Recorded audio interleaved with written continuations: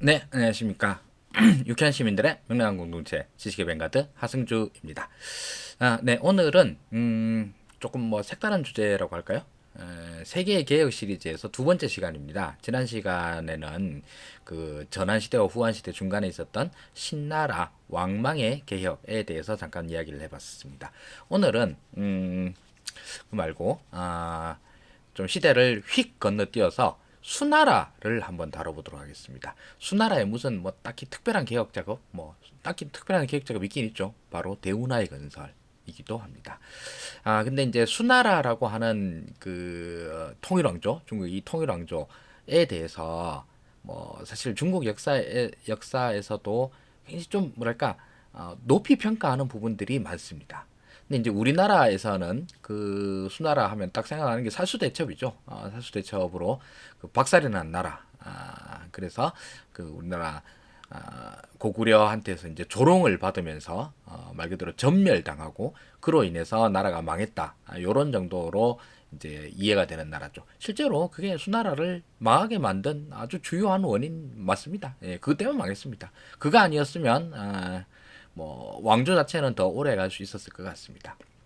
근데 오늘은 이 수나라라고 하는 요 시기에 대해서 이 시기 전체에 대해서 한번 이야기를 해보고자 합니다. 자, 먼저 그 수나라는 그 중국 역사 하상주 시대 하나라 상나라 은나라 하나라 상나라 주나라 시대 이후부터 춘추전국 시대 그 다음 진한 시대 그리고 한나라 말기에 삼국시대가 열리죠. 삼국시대 열리고 그게 그대로 넘어와서 위진남북조 시대가 이제 펼쳐집니다. 자, 여러분들 저기 위진남북조 시절이라고 중국사 공부할 때 아마 배우셨을 것 같은데요. 위진남북조 시절 정말 이때의 역사책은 뭐라고 해야 되나요? 이거 도저히 공부를 전공자가 아니면 도대체 할 수가 없는 시기입니다. 자, 위진남북조가 위나라와 진나라 그리고 남북조로 나뉜다 이러는 뜻인데요. 자, 삼국시대는 우리가 삼국지로 너무 잘 알죠. 위촉오가 됩니다. 이렇게 이제 천하가 3분 되었죠. 천하 3분 되고 그 중에 제일 센 건 당연히 조조의 위나라였습니다. 조조 이후로 그 다음에 조조의 아들 때에 되어서 위나라가 됐죠.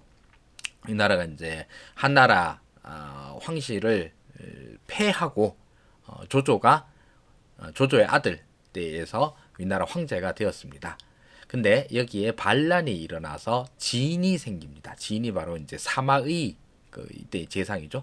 사마의가 조조의 후손들 조씨 왕조를 갖다가 거의 도륙을 내고 그 진나라를 세우고 그 진나라를 세우고 난 다음부터 이 나라들이 계속 쪼개지기 시작하면서 그 나라가 말 그대로 완전 아작이 납니다.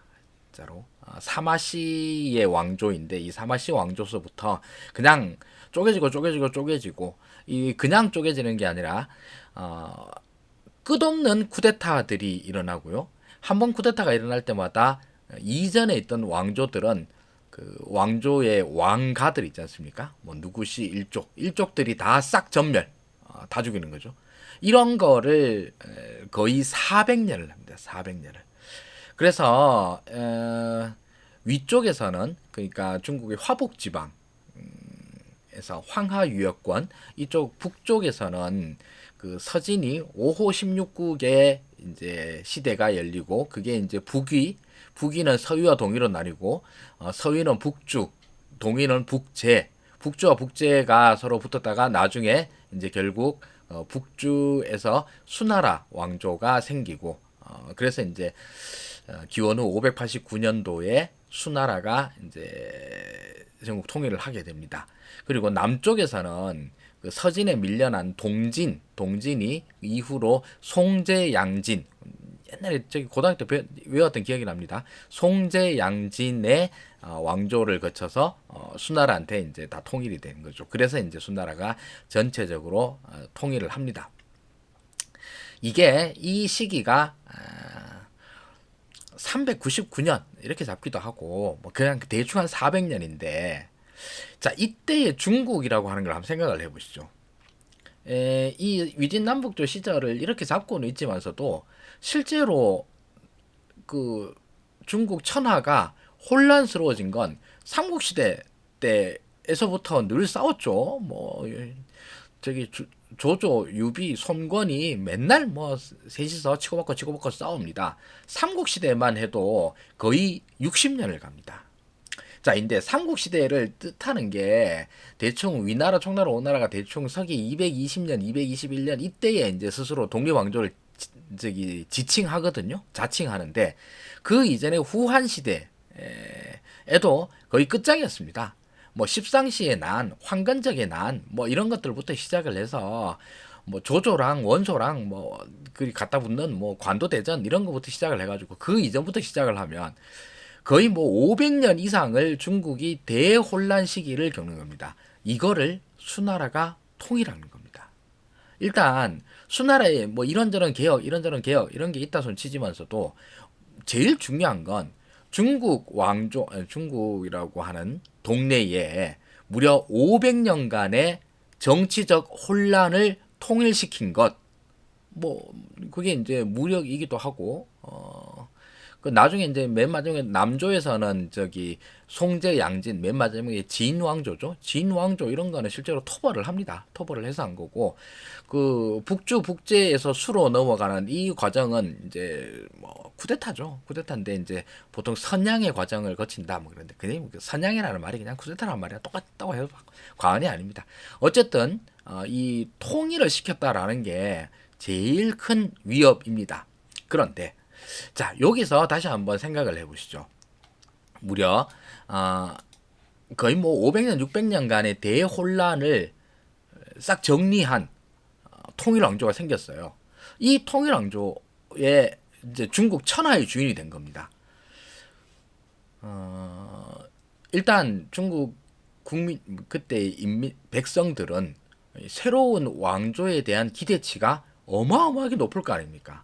야, 드디어 그 지긋지긋한 몇백 년간에 걸치던 내전이 끝났다. 이제 더 이상 내전은 없어. 이 정말 감격스러운 순간에 그러면 이 새로운 나라가 뭘 해야 될까? 너무 당연하게 통합을 해야죠. 통합을. 여태까지 나라별로 그렇게 쫙쫙쫙 쪼개져 있고 그리고 특히 이제 이 위진 남북조잖아요. 그러니까 남조와 북조가 많이 갈라져 있습니다.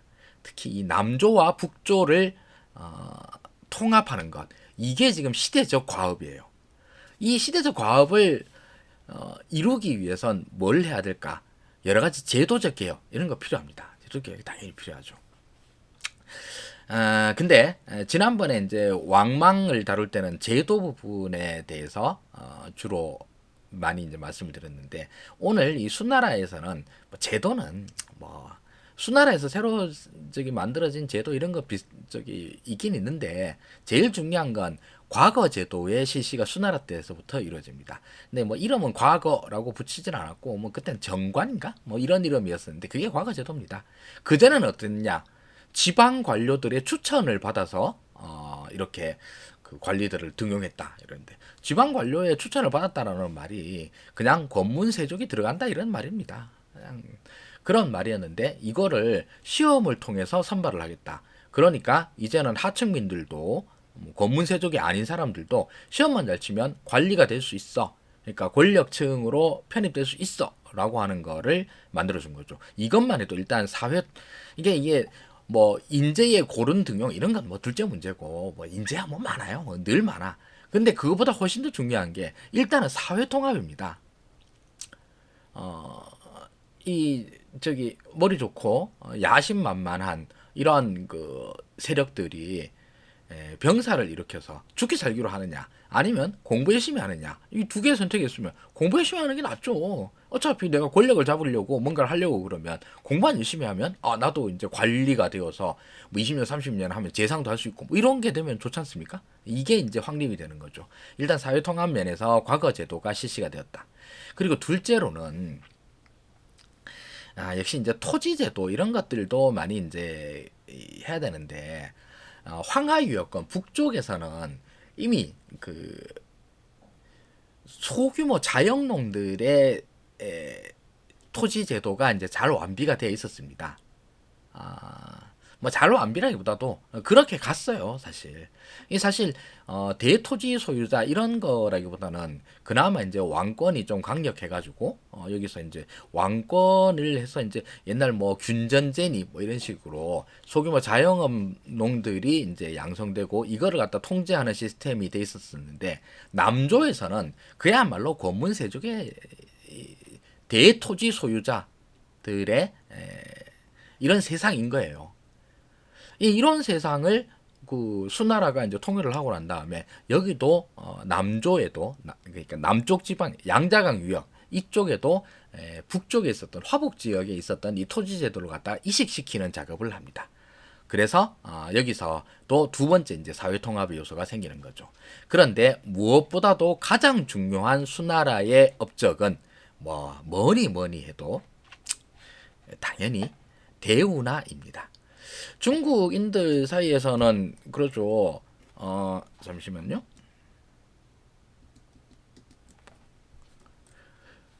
중국인들 사이에서는 저기 그 중국 역사에서 제일 자랑스러워하는 뭐 중국의 문화유산 그러면 1등이 만리장성이고 2등이 대운하가 아니라 1등이 대운하고 2등이 만리장성이라 그러죠. 실제로 대운하가 만리장성보다 훨씬 더 만들기 어렵다. 이렇게 평가를 받습니다.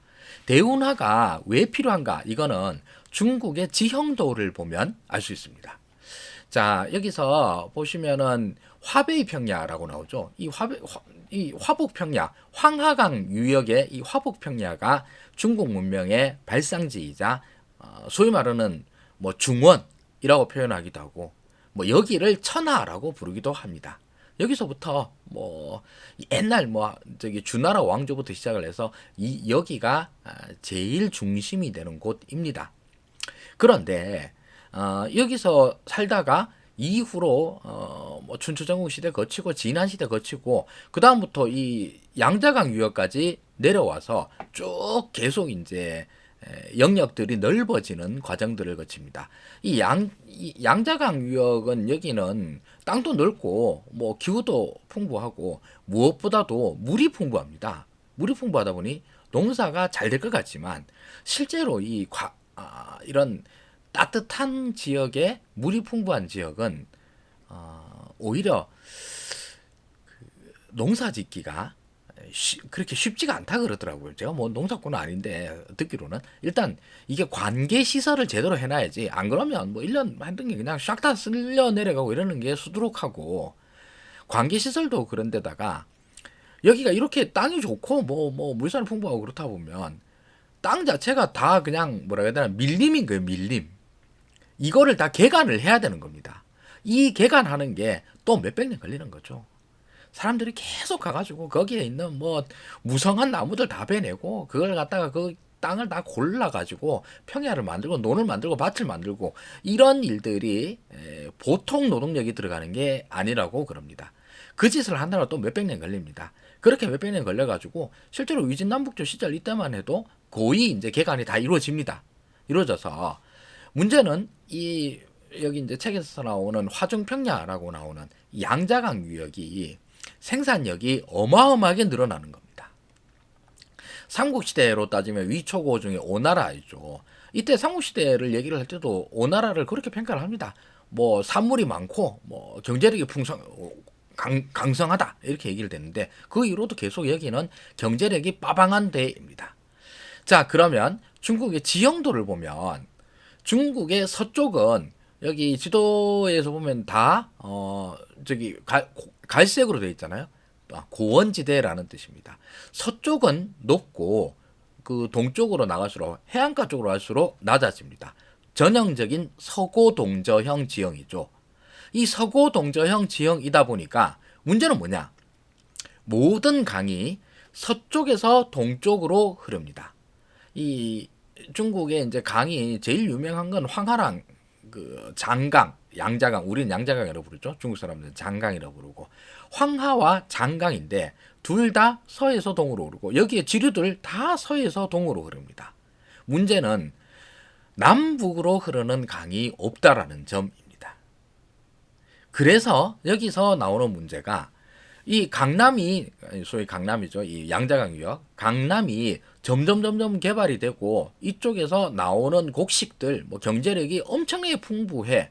그런데 문명의 중심, 정치 권력, 군사 권력의 중심은 황하강 유역 쪽에 있어. 그래서 이 양자강에서 생산되는 이 풍성한 산물을 화북 지역, 황하강 쪽으로 옮길 수 있으면 너무 좋겠어. 이게 이제 중국에서 계속 그 얘기되어 왔던, 바라던 것이었죠. 중국의 정치 권력이라고 그러면.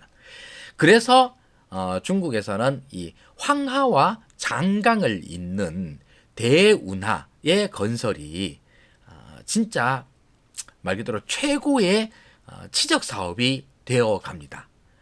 이 저기 중국의 대운하 그러면 우리는 그 고구려 침공했다가 쫄딱 망한 수양제가 완성했다 이렇게 얘기를 하지만 실제로는 춘추전국 시대, 춘추 시대 때부터 짓기를 시작해서 수양제 때에 제일 많이 사업을 진척을 시킨 것이고, 그 이후로 뭐 송나라, 명나라, 원나라 때까지, 원명, 명나라, 청나라 때까지 계속 운하는 보수 작업을 계속합니다. 더 넓히기도 하고 새로운 루트를 뚫기도 하고 뭐 이런 것들을 계속을 합니다. 그래서 대운하를 건설하는데 얼마나 걸렸느냐? 뭐 수나라 때만 하면 한 20년 걸렸습니다. 이렇게 얘기를 하지만 실제로는 1700년 걸렸습니다. 아닙니다. 그 보수 작업까지 하고 나면 2200년 걸렸습니다. 뭐 이런 식으로 얘기를 합니다. 거의 뭐 그냥 퉁 잘라서 2000년 걸린 사업이라는 거죠. 그래서 이거를 지은 걸 한번 볼까요? 이게 수나라 때부터 시작을 해서 쭉 이게 이제 대부분 수나라 때 연결된 운하의 대충의 이제 모양들입니다. 이 중에서 화면은 잘 보이시는 모르겠는데 광통거라고 서쪽에 있는 이 운하가 있는데 이거는 수나라 1대 황제인 수문제가 완공을 시킨 거고, 여기 제일 길게 늘어져 있는 이 통제거라고 하는 그 운하가 있죠. 이게 수양제가 개통을 시킨 것입니다. 통제가 제일 길어요. 이게 제일 만들기도 힘들고, 이거를 뚫었다 해서 수양제를 대운하의 뭐랄까 완성자 이렇게 평가를 하게 됩니다.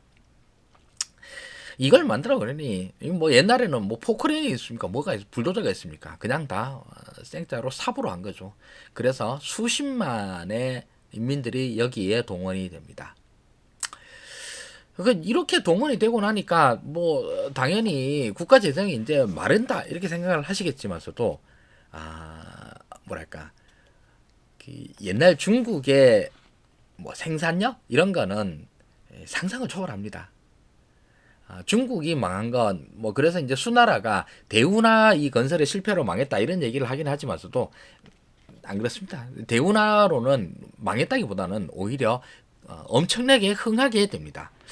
그 당나라 때 어떤 시인이 그런 얘기를 합니다. 수나라는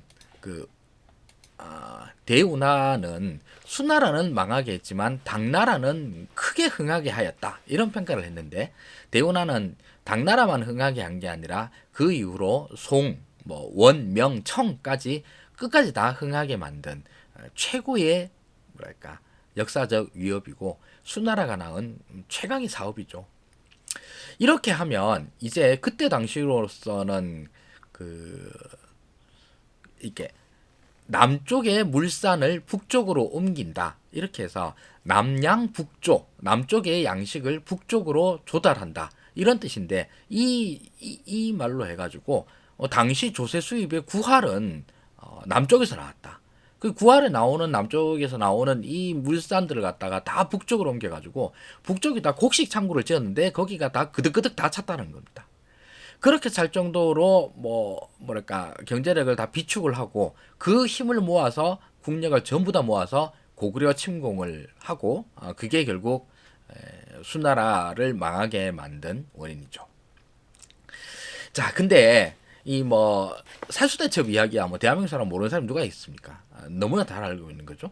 근데 저는 사실 살수대첩에 대해서 이게 그냥 을지문덕 장군 짱짱 이 정도가 아니라 정말 좀 이해하기가 힘든 정말 제가 이런저런 전쟁사 이런 것들을 저도 남자들 다 그런 거 좋아하니까 좋아하지만서도 제일 수수께끼로 생각하는 전쟁이 살수대첩입니다.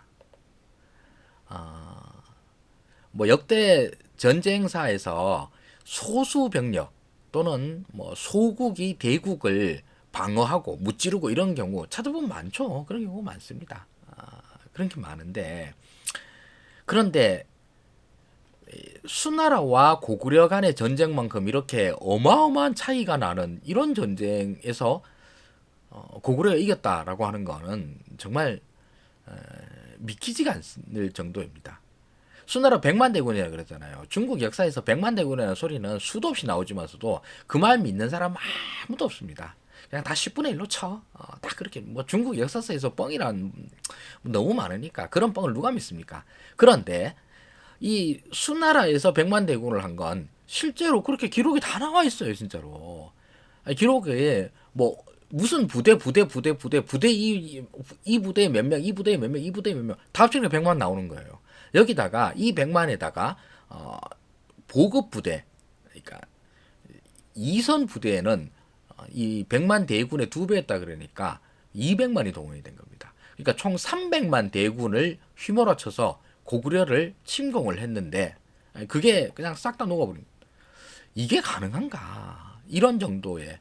그래서 이 수나라의 300만 대군 동원이라고 하는 건 1차 세계대전 이전까지 전 세계 최고의 병력 동원으로 기록되고 있습니다. 1차 대전, 2차 대전은 지금으로서는 이제 마지막 국가 총동원 전쟁이라 평가받을 겁니다. 이제는 병력이 그렇게 많이 소모되고 이런 전쟁이 아니니까 기기로 싸우지 소총 두고 싸우는 게 아닌 전쟁이 돼버렸잖아요. 그러니까 병력이 그렇게 이제 압도적으로 많이 필요가 없는 세상이 되었으니까 1, 2차 대전을 제외하고는 전 세계 최고의 역사적 회전이 한반도에서 일어났고 그걸 을지문덕 장군이 깬 겁니다. 근데 더 이제 살수대첩 이거 하나만 해도 신기한데 살수대첩에서는 또 이유를 억지로 찾으면 찾을 수도 있어요. 일단 이때의 장군이 수양제지 않습니까? 수양제는 중국 역사에서 아주 양아치 인간적으로 아주 나쁜 놈인데다가 좀 무능하고 이런 것들과 다 이제 때려박았다 그러지만서도 수양제만 한 게 아닙니다. 그 아버지 수문제죠. 수문제는 그 망한 왕조인 수나라 왕조지만서도 중국 역사에서 엄청나게 높게 평가를 받아요. 이런 훌륭한 군주로 평가를 받는데 수문제도 고구려 침공했다가 그냥 아무것도 못하고 군대 다시 뺍니다. 박살이 났다는 소리죠. 이 기록이 제대로 안 남아 있어가지고 우린 잘 몰라서 그렇지. 그렇죠. 게다가 나중에 우리 안시성 전투 영화로도 나오지 않습니까? 우리 양만충 장군의 안시성 전투 이것도 그러는데 이 안시성 전투에서 당나라 군주가 이세민입니다. 이세민은 중국 왕조 이걸 2000년이나 3000년이나 하나 이 2000년 3000년 역사에서 최고의 명군 넘버 1으로 칭해질 만큼 너무너무 유능한 군주고 이 군주가 직접 친정을 나섰는데 그거를 고구려 한반도까지 들어오지도 못하고 안시성에서 가로막혀가지고 거기서 당나라 군대가 다 녹아버린. 이 도대체 고구려의 군사력이라고 하는 건 좀 상상 초월인 거죠. 갑자기 이제 수나라 얘기를 하다가 고구려 얘기가 나왔는데 이 중국과 고구려 간의 이 대결, 특히 이제 고구려 망하기 전에 있었던 수나라, 당나라까지 이어지는 이 대전은 정말로 흥미진진한 이야기거리가 많은 이런 소재인 것 같습니다. 자, 다시 수나라 이야기로 돌아와 보도록 하겠습니다. 수나라는 이 운하를 통해서 사실 운하를 해서 백성들이 고생한 거야 뭐 말도 못 하겠죠. 뭐 사람 손으로 이걸 다 뚫었으니까. 그런데 실제로 이 운하로 인해서 얻은 이익이라 해야 될까요? 이거는 그 이후의 왕조들까지 끝까지 이어집니다. 남양 북조, 남쪽의 양식을 북쪽에 조달한다. 이거는 중국 문명을 떠받치는 제일 중요한 경제적 구조가 돼버려요. 그리고 지금 현재 이제 지금 현대 중국에서는 뭐 지금은 이제 운하로 하는 것보다는 뭐 철도도 많고 뭐 배도 바다로 가도 되고 뭐 등등 많으니까 옛날만큼 운하의 중요성이 그리 크진 않죠. 그래서 요즘 하고 있는 건 남수 북조라고 그러죠.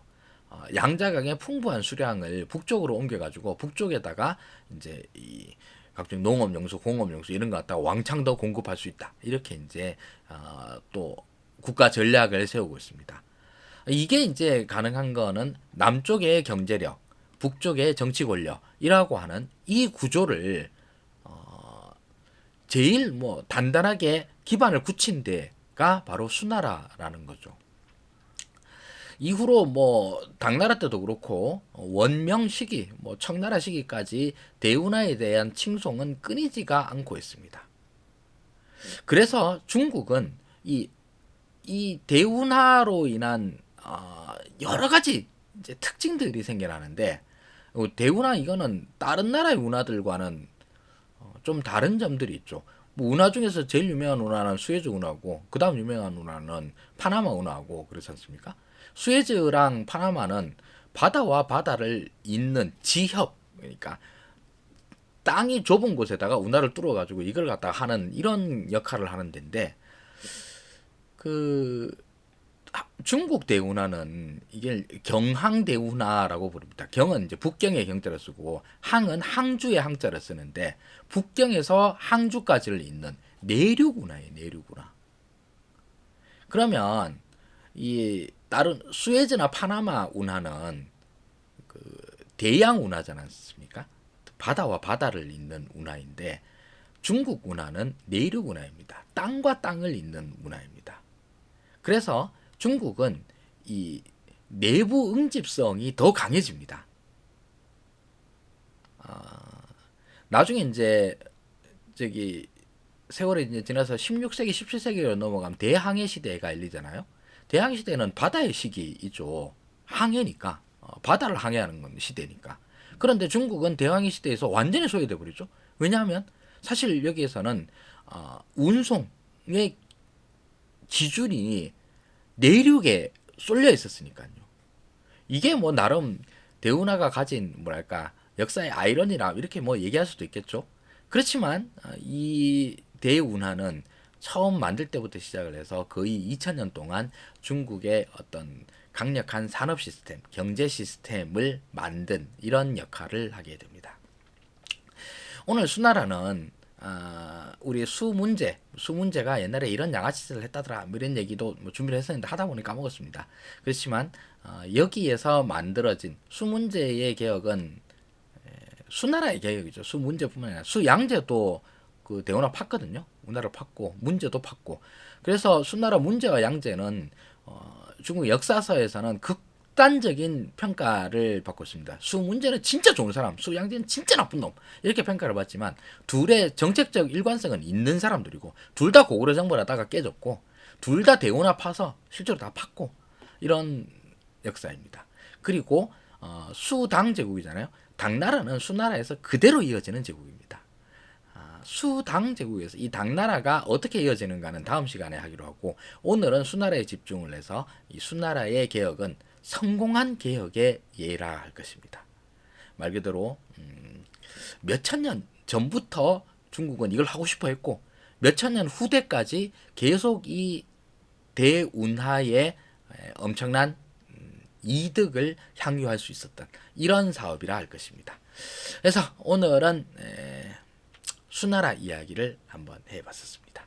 뭐 그 외에 여러 가지 잡스러운 뭐 일화들 뭐 이런 얘기들도 다 준비를 했는데 하다 보니 뭐 이런 얘기를 하는데 집중을 하게 되었습니다. 역시 또 여러 시사 현안들이 있음에도 불구하고 그런 걸 다 때려치우고 아무도 안 궁금해하는 이 수나라 운하를 하다 보니 이런 식으로 언제 이 구독자를 뻥뻥 키워가지고 저도 이 100만 유튜버가 되느냐 이런 생각을 하니 좀 눈앞이 캄캄해지는데 그래도 뭐 일단 하고 싶은 걸 해야 되지 않겠습니까? 세계의 개혁 시리즈는 이렇게 큰 인기는 못 끌더라도 꾸준히 한번 진행시켜 보도록 하겠습니다. 네, 오늘 시간은 여기까지 하도록 하겠습니다. 지금까지 시청해주셔서 대단히 감사합니다. 고맙습니다.